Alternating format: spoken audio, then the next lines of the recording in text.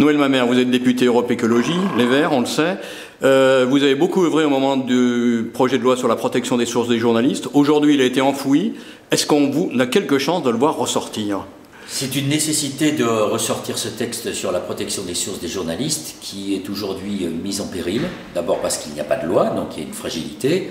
Et puis cette mise en péril est d'autant plus forte qu'une loi sur le renseignement a été votée à l'Assemblée nationale. Nous sommes une bonne partie des députés écologistes à avoir refusé de le faire. Nous sommes parmi ces 86 qui s'honorent d'avoir refusé une telle loi. Et donc maintenant que cette loi renseignement est à l'œuvre et risque de poser beaucoup de problèmes aux journalistes, il faut absolument que nous votions une loi solide de protection du secret des sources des journalistes.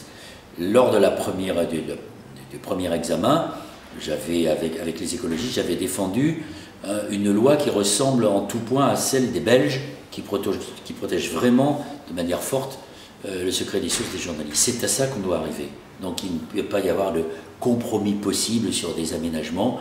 Plus que jamais, la protection du secret des sources des journalistes est une nécessité si l'on ne veut pas tomber dans des républiques bananières, des républiques de l'espionnage, et si l'on veut garantir la vitalité démocratique de notre pays. Petit codicile à cette question, ce qui veut dire que toute référence à un intérêt supérieur de la nation ou autre est bien sûr bannie de ce projet de loi.